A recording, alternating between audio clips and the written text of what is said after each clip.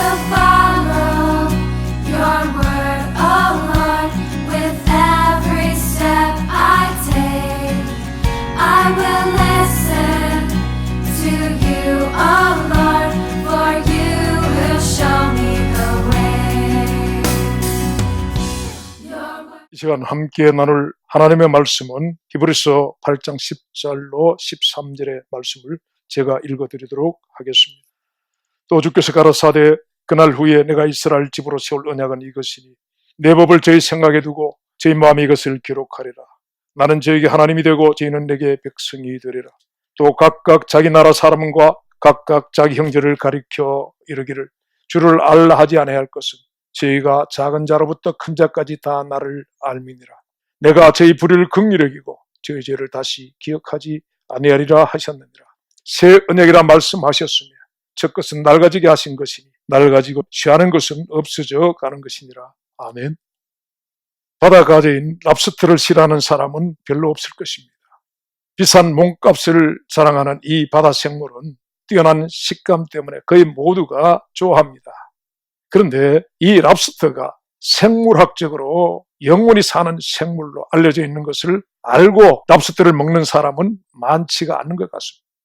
생명체의 수명을 결정하는 것이 있는데 그것을 텔로미어라고 한다고 합니다. 이 텔로미어라는 것은 염색체 가닥의 양쪽 끝에 붙어있는 꼬리로서 세포가 분열할 때마다 그 길이가 점점 짧아지게 되는데 그러다가 끝나는 이 텔로미어가 다 짧아져 사라지면 그 생명체는 죽게 된다고 합니다. 그런데 이 텔로미어와 관련해 가장 유명한 생명체가 바로 이 랍스터 바다가재라고 하는 것입니다. 놀랍게도 랍스터는 생명의 키와 같은 텔로미어를 복구하는 능력을 가지고 있다고 합니다. 이 바다가재의 세포에는 텔로모라이아제라는 효소를 가지고 있는데 이것이 이 텔로미어를 짧아지지 않게 만든다고 하는 것입니다. 그래서 이 랍스터는 생물학적 영성을 갖고 있는 생명체이며 절대 자연사하지 않는다고 하는 것입니다. 다시 말해서 사고나 다른 동물에게 잡혀 먹지 않는 이상 절대 죽지 않는다는 말인 것입니다. 또한 랍스터는 텔로모라이아제가 항상 몸에 작용을 하고 있어 텔로미어가 파괴되는 일을 방지하므로 랍스터는 노화되지 않고 지속적으로 성장만을 그 평생에 걸쳐 반복을 하게 된다는 것입니다. 그런데요, 이 랍스터는 바닷속 먹이 사슬에서 낮은 쪽에 위치하고 있어서 다른 바다 생물에게 많이 잡아먹히고 또 사람들이 혈안이 되어서 잡아먹는 생물이기 때문에 이 랍스터는 영생을 하지는 못한다고 하는 것입니다. 그것은요, 자연사 때문이 아니라 이러한 사고사를 많이 당하기 때문이라는 것입니다.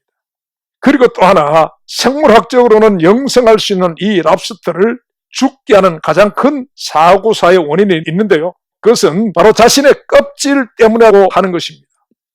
랍스터와 같은 갑각류 생물들은 껍질을 갈아입는 탈피를 해야만 합니다. 갑각류 생물들은 탈피를 하면서 그 껍질이 두껍고 단단해지며 커지는데 이때의 몸도 그 껍질에 맞게 함께 커지게 된다고 하는 것입니다.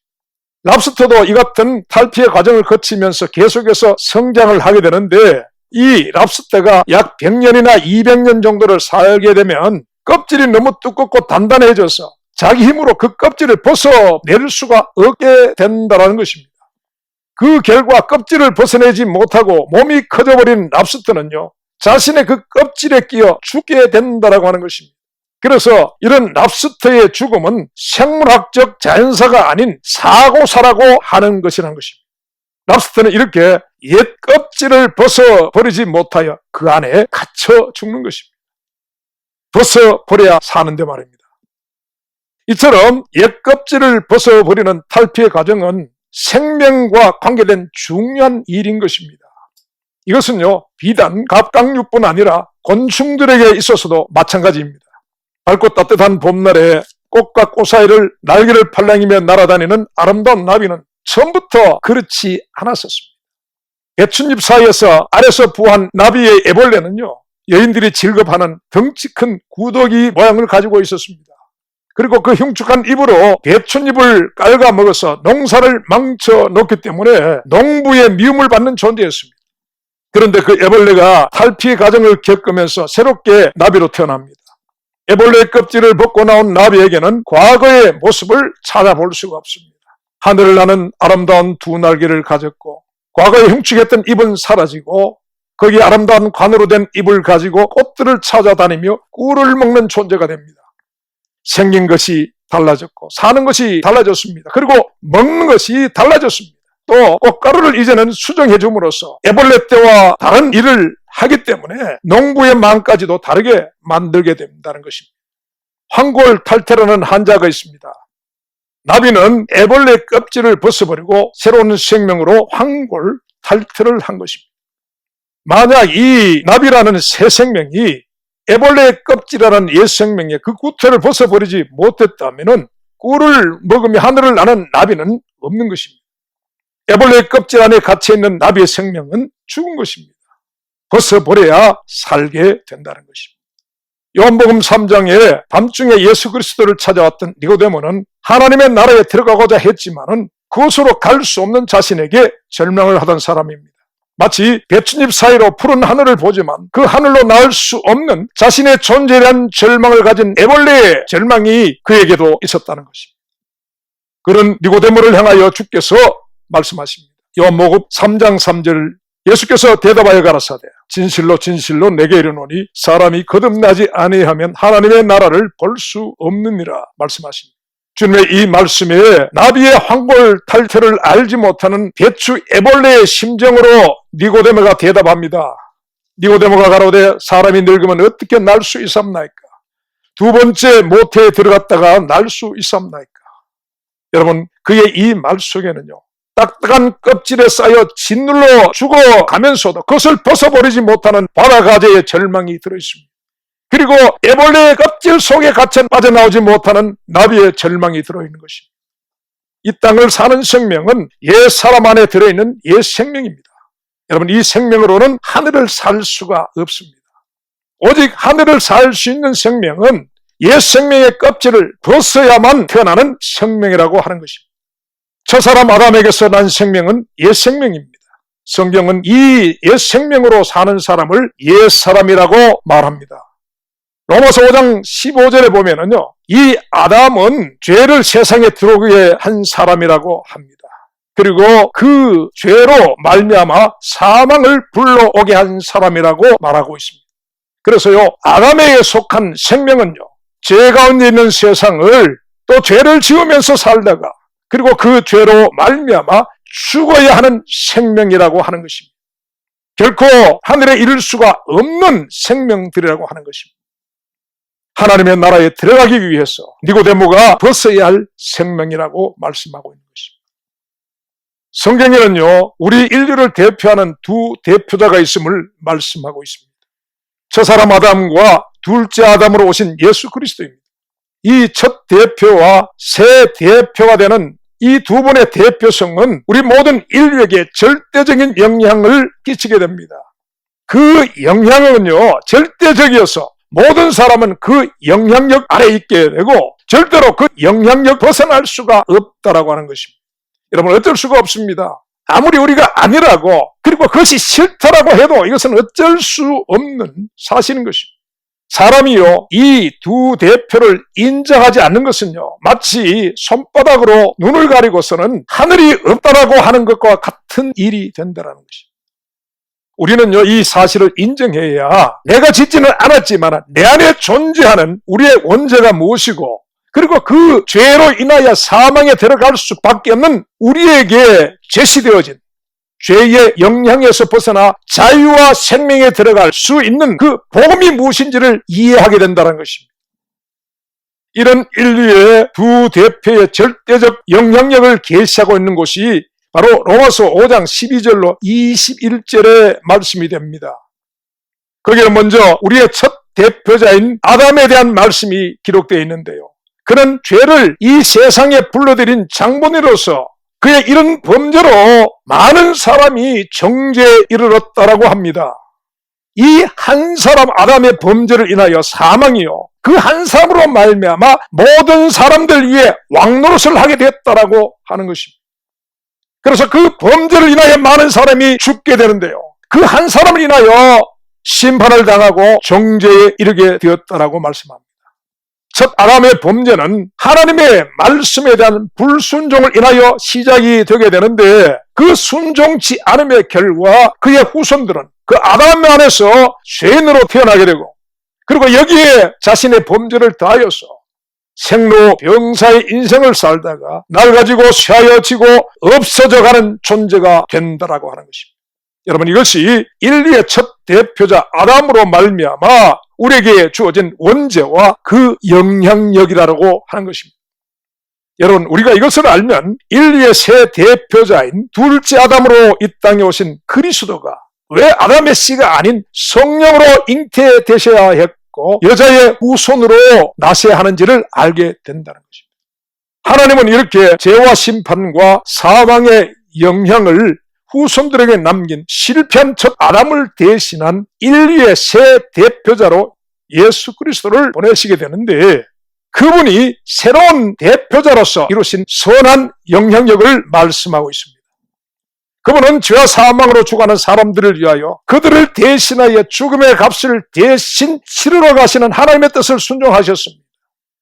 십자가에서 그분의 이러한 순종의 죽으심은요, 자신을요 죄인들을 대속물로 내주사 인류를 구원하기 위한 의의 한 행동이었다고 성경이 말씀하고 있습니다. 그의 이러한 일은요, 하나님과 사람 사이에 막혔던 담을 헐어버렸습니다. 그래서 원수되었던 관계를 회복을 시켜 주셨습니다.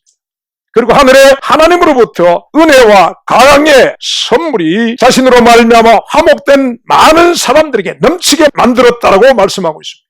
그래서 이 선물을 넘치게 받은 자들은 범죄한 첫 아담으로 사망의 종로로 하면서 해방이 되었어요. 이제 한 분 예수 그리스도로 말미암아 생명 안에서 왕노릇하는 자가 되었다고 하는 것입니다. 그리스도의 십자가에 행하신 이 의의 한 행동으로 말미암아 많은 사람이 의롭다 하심을 받아 생명에 이르렀다고 말씀합니다. 결코 정죄당하지 않고 심판당하지 않는 자들이 된다라고 하는 것입니다. 여러분, 이것은 오직 그리스도 예수 안에서 예수 그리스도로 말미암아 그렇다라고 하는 것입니다. 오늘 우리가 살고 있는 이 세상도 여전히 이 두 대표의 절대적 영향력 안에서 존재합니다. 그래서 우리는 원치 않던 이 두 대표 중 한 대표에 속하여 있는 존재라고 하는 것입니다. 어쩔 수가 없습니다. 그리고 중요한 사실은 새 대표인 그리스도께 속하지 않는 자들은 그들이 원하든 원치 않든 모두가 첫 대표 아담에게 속한 자라고 하는 사실인 것입니다. 첫 대표 아담 안에서는 그 대표자로 말미암는 죄와 심판과 사망의 정죄가 있고, 그러나 새 대표인 그리스도 안에서는 그 대표자로 말미암는 은혜와 은사와 그리고 의롭다 하심과 생명 안에서 왕노릇함이 있다라고 하는 것입니다. 그래서요, 이 두 대표 중 어느 대표에게 속하는 것은 너무나 중요한 것입니다. 그리고요, 이 두 대표자 중에 어느 줄에 설 것인가를 정하는 선택은 저와 여러분 각 사람의 몫이라고 말씀하고 있습니다. 여호수아 24장 15절 말씀에 만일 여호와를 섬기는 것이 너에게 좋지 않게 보이거든 내 열조가 강 저편에서 섬기던 신이든지 혹 너희에 거하는 땅 아모리 사람의 신이든지 너희 섬길 자를 오늘날 택하라. 오직 나와 내 집은 여호와를 섬기겠노라. 여러분, 여호수아가 백성들에게 한 이 말은요, 오늘 우리가 우리의 대표자를 선택하는 글에서도 동일하게 적용이 되는 말이 되는 것입니다. 그리고요, 우리가 이 첫 대표에 속하였다가 새로운 대표 안으로 들어가기 위해서는 반드시 첫 대표에 속한 옛사람을 벗어버려야 한다라고 말씀하고 있습니다. 우리의 옛사람은요, 옛법으로 그와 묶여져 있는데 성경에 죄의 삭은 사망이라고 말씀합니다. 말하자면요, 죽어야만 그 법에서 우리가 벗어날 수 있다는 그런 말인 것입니다. 로마서 7장 2절 말씀에 남편이 있는 여인이 그 남편의 생전에는 법으로 그에게 매임받으나 만일 그 남편이 죽으면 남편의 법에서 벗어나느니라 말씀합니다. 이것은요, 첫 아담과 우리의 관계를 이렇게 비유하고 있습니다. 그리고 죽음만이 이 둘을 묶고 있는 그 법에서 자유하게 할 수가 있다라고 하는 것입니다.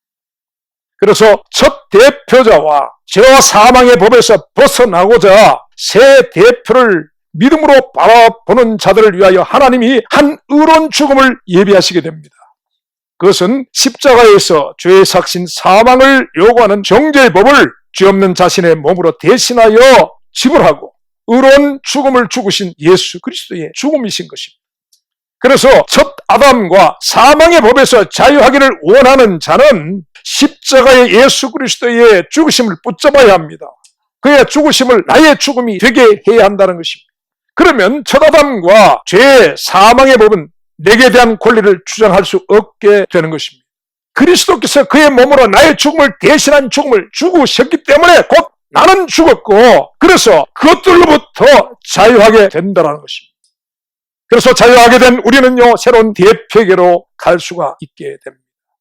여러분, 세례는요, 바로 이 그리스도와의 그 죽으심과 연합을 의미하는 것이라고 할 수 있습니다. 이 세 대표자와 연합을 이룬 많은 사람들은요, 이 세 대표로 말미암아 이제 하늘의 열매를 맺는 자들이 된다라고 말씀하고 있습니다. 로마서 7장 4절 말씀에 그러므로 내 형제들아 너희도 그리스도의 몸으로 말미암아 율법에 대하여 죽임을 당하였으니 이는 다르니 곧 죽은 자 가운데서 살아나신 이에게로 가서 우리로 하여금 하나님을 위하여 열매를 맺히게 하려 함이니라 말씀하고 있습니다. 여러분, 율법은요, 첫 언약 안에 있는 아담에게 속한 자에게 주어지는 죄와 사망의 법입니다. 이 법으로 하나님의 나라를 바라볼 수는 있어도 들어갈 수는 없다라는 사실입니다. 그것은요, 또 낡아지고 쇠해져 가는 것으로 없어져 가는 것이라고 성령이 말씀하시고 이것은 벗어버려야 하는 것이라고 말씀하고 있습니다. 그래서 여러분, 하나님은요, 예수 그리스도의 흘리신 피를 중보하여서 사람들에게 새 언약을 주셨습니다. 그리고 이 새 언약 안에 있는 자들에게 하나님은요, 새로운 법을 적용시키시겠다라고 그렇게 말씀하십니다. 예레미야 31장 31절 이하의 말씀에 내가 나의 법을 그들을 속에 기록하여 나는 그들의 하나님이 되고 그들은 내 백성이 되리라 하셨습니다. 그리고 내가 저희 불의를 긍휼히 여기고 저희 죄를 다시 기억하지 아니하리라 말씀하셨습니다. 여러분, 이것을 바울은요, 로마서 8장 2절에서 그리스도 예수 안에 있는 자들은 결코 정죄하지 아니하시는 생명의 성령의 법이라고 말하고 있습니다. 그리스도 예수 안에 있는 자들은요, 옛 언약 아래 있는 백성이 아닌 것이라는 것입니다. 이제 생명의 성령의 법 아래 있는 새 언약의 백성들이 된다는 것입니다. 여러분, 이것을 복음이라고 하는 것이죠. 그런데 여러분, 여기서 우리가 주의할 것이 있습니다. 옛것을 벗어버리지 못한 채 우리가요, 옛것과 새것을 혼합시키려 해서는 안 된다는 것입니다. 낡은 가죽 부대에 새 포도주를 담을 수 없는 것처럼 첫 언약의 율법 안에 새 언약의 복음을 같이 담을 수가 없다라는 것입니다. 모세 옆에서 여호수아는 잠잠히 침묵을 했습니다. 여러분, 율법이 역사할 때 복음은 침묵을 합니다. 그리고 첫 아담 안에서 우리는 새 아담을 맞이할 수가 없습니다. 첫 아담에 속한 내가 죽어야 둘째 아담이신 그리스도로 살 수가 있다는 것입니다. 여러분, 옛 생명 위에 새 생명이 더럽혀지지 않습니다. 아담에게 속한 옛 생명이 죽어야 예수의 새 생명으로 살 수 있다는 것입니다. 옛 것을 벗어버려야 새 것을 더듬을 수가 있다는 것입니다. 옛 사람을 벗어버려야 새 사람을 입을 수 있다고 하는 것입니다. 그리고 여러분, 한 종이 두 주인을 섬길 수가 없는 것처럼 저와 여러분, 우리는요, 두 대표자를 동시에 섬길 수가 없습니다. 기억해야 할 것은 우리는 오직 한 분만 선택할 수가 있다는 것입니다.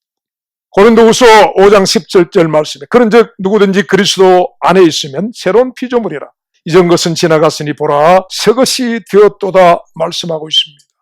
여러분, 그리스도 안에 있는 자들은 낡아지고 쇠해져 없어져가는 첫 언약의 백성들이 아닌 새 언약의 백성들입니다. 그래서 죄와 사망의 법에서 해방시킨 생명의 성령의 법 아래 있는 자들이 되었다는 것입니다. 아담에 속한 옛 생명이 예수와 함께 십자가에 못 박혀 죽고 그리고 그리스도와 함께 새 생명 가운데 살리심을 받은 새로운 피조물이라고 하는 것입니다. 그렇다면 여러분, 우리는 여기서 스스로에게 질문을 던져보아야 합니다.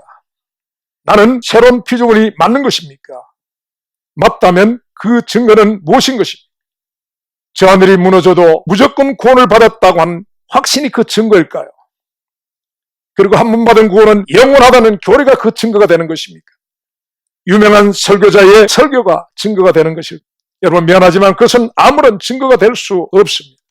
그것은 신앙이 아닌 자기의 신념에서 만들어낸 자기 확신과 그리고 두뇌라는 육신에서 만들어진 지적 동의에 불과할 수 있다는 것입니다.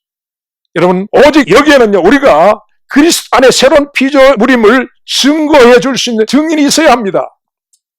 옛 언약에 속한 모세의 법을 집행하기 위해서는 두세 증인이 필요하다라고 히브리서 10장 28절의 말씀을 하고 있습니다. 모세의 법을 폐한 자에게는 이 두세 증인만 있으면 당사자가 어떤 변명을 해도 그는 불쌍히 여김을 받지 못한 채 죽임을 당하겠다라고 하는 것입니다.